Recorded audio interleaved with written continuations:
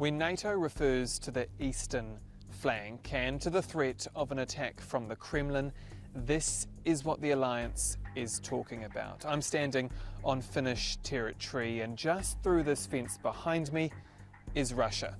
In fact, the two countries share a 1,300-kilometre border. It's the longest line of contact with Russia of any NATO member country, and that's why Finland is preparing for the worst.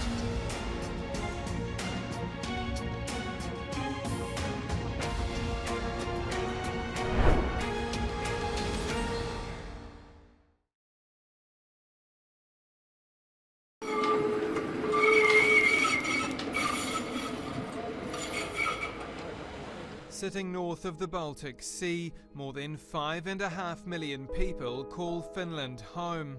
And those walking the streets in the eastern town of Lappeenranta are closer than most to the country's neighbour, Vladimir Putin. Let's hope that Putin. We are more and more scared. I don't think about Russia all the time, but daily still. Soviet warplanes darkening the sky of Finland. These Finns share a long and troubled history with Russia, including a brutal civil conflict in the early 1900s and fighting off an invasion during World War II. Since Russia launched its full-scale war on Ukraine, Finland reversed its long-held military non-alignment, joining NATO in 2023 amid fears that it could be next. Now, TVP World has been granted exclusive access to the geographical line separating the West from the Kremlin's grip. This is how you know that we're getting close to Finland's border with Russia. This is a fishmonger, a hotel, a restaurant, but all these signs in Finnish are translated into Russian. A few hours later, including a stretch of driving on the largely empty road to St. Petersburg, we arrive. On the other side of the fence, that's Russia. And have you been to Russia before?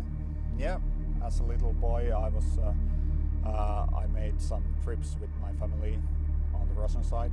We were living near the Russian border, and now later on, I have done some work-related trips to the Russia.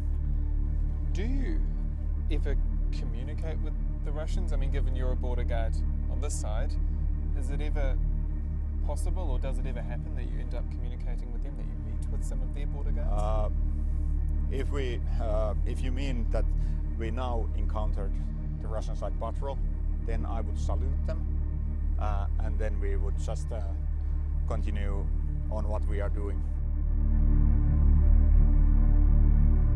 I'm Lieutenant Colonel Mikko Kallinen. I would say we are prepared in all kinds of security situations. Including potential war. Including war.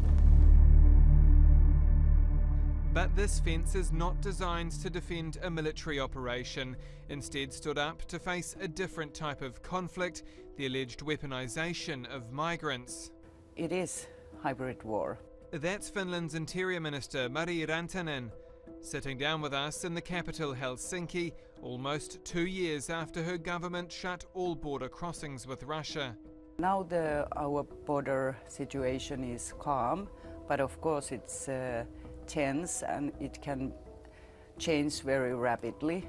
Down the road from the Interior Ministry, we meet with a former diplomat and commander for the Finnish border guard, who specialises in hybrid threats.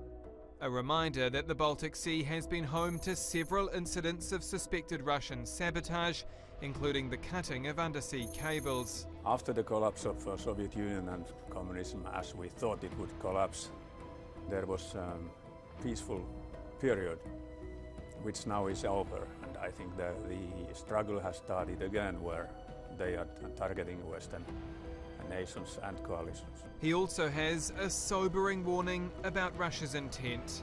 The rest of us say that if you want to have peace, prepare for war.